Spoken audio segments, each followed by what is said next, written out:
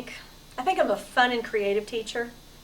I like to have a lot of fun at school. I like my kids to be as involved as possible in their learning experience, and I'm constantly looking for new ways to make to make the environment more creative and more exciting for the kids.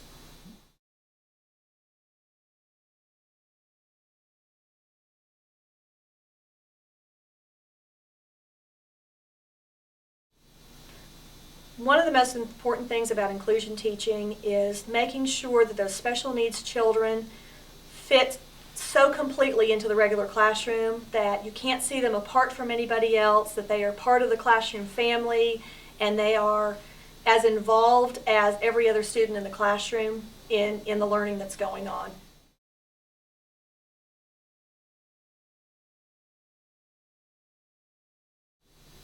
I try to as much as possible. I love it when parents or other teachers or somebody comes into the classroom and they can't tell who those special needs children are. The assistants are not, hovering over that particular student. They're a part of the classroom as much as everybody else. And my students, I try to teach them to learn to help everyone, not just, a particular person that needs help in an area, but they learn to be friends with everybody. They learn to naturally help their classmates out, and that just creates such a cooperative environment, I think, for everyone.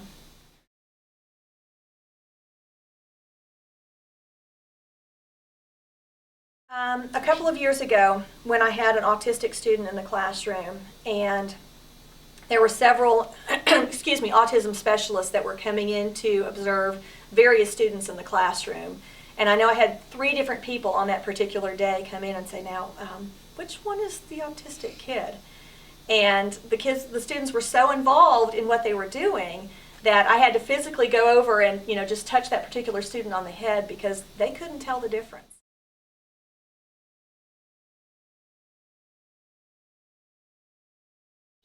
A lot of it was trial and error. Especially with some of the autistic students. It's really a trial and error because, as with every student, all children are a little bit different and all children learn a little bit differently.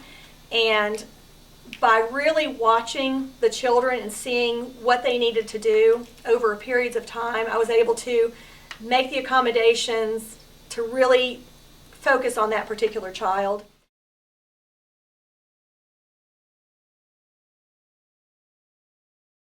At our district level, we've got autism specialists that will come in and really help you set up everything that needs to be set up, and come in and watch the children and help you get your classroom environment to make them successful and happy. Setting up the environment is really a critical part of getting a good, smooth running classroom.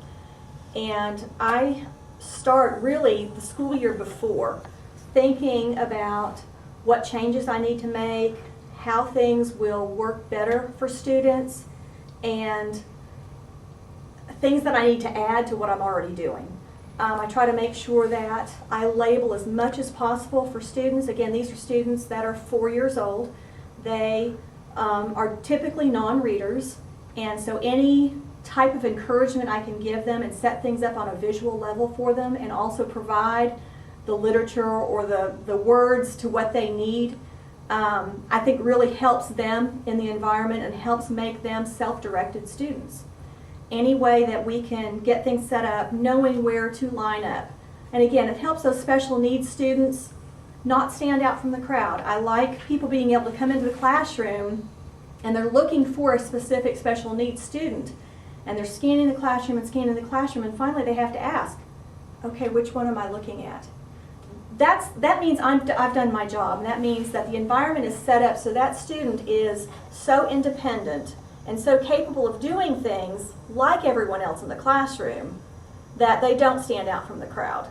So I try to have, again, their symbols set up with their names, things at the kids' eye level, easily accessible to them, showing each step of what they need to do to make their job easier, I guess, in the classroom.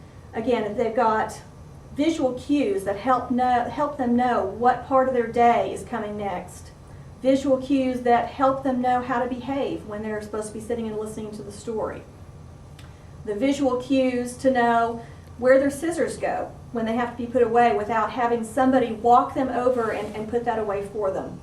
All of those things really, I think, really help encourage the student and make them happier in the environment. Other ways that I help myself is I set up lists of when everybody's birthdays are and who's going to be the star of the week next and where all of our field trips are going to go, and knowing what my themes are going to be throughout the year. And again, that way, not only with our regular students, but with our special needs students, that way I can work with the parents and help say, okay, well, in 2 weeks we're going to be talking about dinosaurs. Does he really like dinosaurs? Is there something that he can bring to the environment that for show and tell that will really help encourage his language skills? Is there something that he can provide for a center or something for us to play with, or a puzzle that's really going to help him socially fit in with a group more, something that he can provide to the classroom?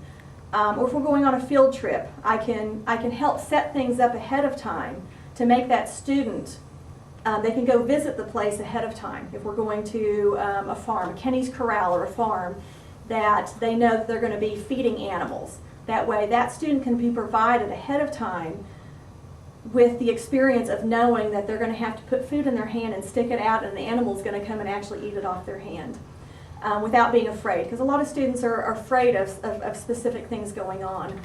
And we can help provide those students with the idea that they know what's going on before it actually has to happen. The idea of nap routines. Well, you have to lay down on the mat, but you also have to keep your shoes on and be quiet and rest quietly until those lights come back on. And if you have to go through that routine visually 50 times before it becomes, oh yeah, I know what to do today, then you've done your job and you've set the environment up to be a wonderful experience for the students. So the more you can do to make those students independent, I think, is the key to setting up a good, solid environment. This is the morning routine. I start teaching the students from day one exactly what they need to do to independently get their environment set up for the day. Teach the first thing they need to do is tell mom and dad goodbye at the door. This helps them to get their own things out and get themselves ready for the day without mom and dad being involved. They need to take off their backpack, put their lunchbox on the shelf, which is labeled, put their folder in their mailbox, hang up their backpack and jacket, find their name card, and sit down. When they find their name card, then they're going to come in. This is their attendance chart. Their name is going to be written on a pencil. They have to find their correct name and find their name and symbol and show that they are here for the day. This helps me to take attendance and helps them teach them their own name, teaches them also, what their symbol looks like. As I said on the attendance chart, I use names and symbols. I use the Board Maker program, which I have set up on the computer. So each child has a symbol that attaches to their name. They use that throughout the school year. I put their name and symbol on their chair instead of on their table. That way I can frequently move the students around from table to table as needed. Another thing I use in the classroom to help the students learn how to line up, I tape calendar pieces down to the floor. There are 20 students in the class, so I tape numerals 1 through 20 on the floor. Helps give the students a specific place to line up, teaches them the process of what line up means, which is difficult for a 4-year-old. And it gives them a specific place to stand. So the leader stands at the front, the caboose stands at the back. My students that are calendar helpers or lunchbox counters or snack helpers are able to stand at the beginning of the line behind the leader, and it takes away some of the pressure of where to line up and lining up by your friends. Students with special needs have difficulty with where to be at a specific time, or how, again, the process of lining up, and this gives them a concrete place to go to follow the procedures that the rest of the students in the class are following also. All right, I've got a lot of the cabinets and materials labeled for students. Again, students with special needs, this gives them a concrete place to know to go to access things like glue and scissors and pencils, where the paper and crayons are, and it also helps them to know exactly where things get put away. The other thing I wanted to mention also with the names on the chairs, each symbol starts with the same letter as the student's name. So a student with the name of Addison would have an apple, a student by the name of Rabia would have a robot, and that helps teach them beginning sounds also. Not only are the students' names and symbols labeled on their chairs and on their attendance chart, I also label their square on the floor, give them a concrete place to go to and a sense of ownership in their environment.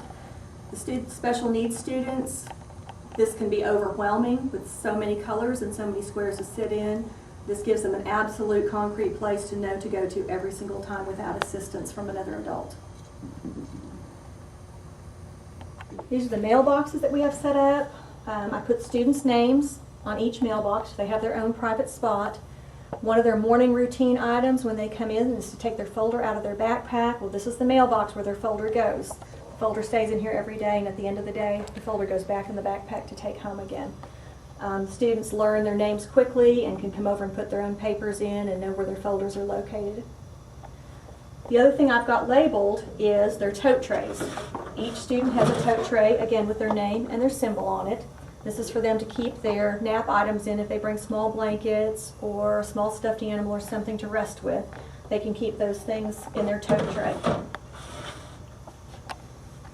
The nap routine we use is labeled on the wall. Each student knows that they need to lay down on their mat or their towel, keep their hands and feet to themselves. Voices are off during nap time. They must leave their shoes on. On more than one occasion, we have had fire drills in the middle of nap time and had to drag everybody to their feet and try to get out the door. Special needs students, we try to make sure that they are resting close to the door if there ever is an emergency or anything. That way we can grab them at a moment's notice and get out the door with them. And they must stay on their mat until the lights are turned back on. Rest mats are labeled here. The plastic rest mats stack here, and again, the tote trays with their names on them contain their nap blankets and other items. There are tote trays on the bottom that are labeled with things like glue sticks and Band-Aids and other materials. Again, all accessible at the children's reach, children's eye level, so they can get those things independently as needed.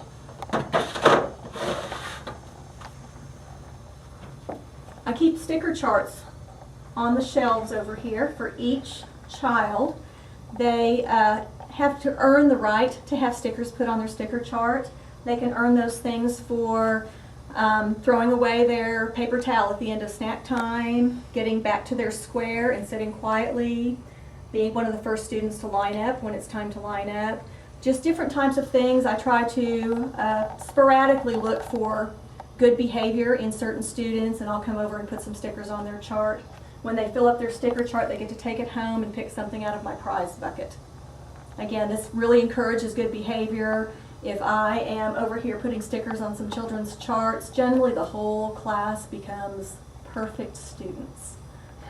This is where I keep my classroom helpers listed. Again, I write each child's name on here. They all have their own. And this is where I choose the line leader, the caboose, the door holder, lunchbox counters, and we're going to have snack helpers up here this year. So I'll have one child from each table picked as a snack helper. And each day, it's just Velcroed on. Each day, I just pick it up and move it down to the next person. This really helps students know when it's their turn to do something. It helps redirect them if they forget that they're the leader. Again, special needs students sometimes need more redirection and more concrete information, and they can come over and check. I also find students coming over and counting how many days until it's their turn to do a specific job, and it really encourages them and helps them out. This is the discipline chart that I use in the classroom. It is modeled after our school-wide discipline chart, which uses slips, and they have green slips, yellow slips, and red slips. Instead of that, I decided to make it a little bit more child-friendly for young children and for special needs students. Each child will have a little person. Their name will be written on it. They will have a color to attach to their name, so it makes it easier for them to find their own name. Everybody starts out every single day on green. Green has the happy face. If they get in trouble for something and are not easily redirected, I will make them move their stick up to yellow. And the yellow person is kind of sad, and that means that I usually write a note home to mom and let them know what's going on. If they move their person again, they go all the way to red, and they have to take a time out. I again will write in their folder, usually have some kind of a conference with mom or dad. The nice thing about this is they can visually see, and they have to come move the person themselves, and that usually keeps them from wanting to have to do that because it sets them apart from other students in the classroom. The special needs students, again, they can visually see what's happening and see the sad face on the people as they're moving up the ladder, and again, it helps them to direct their own behavior.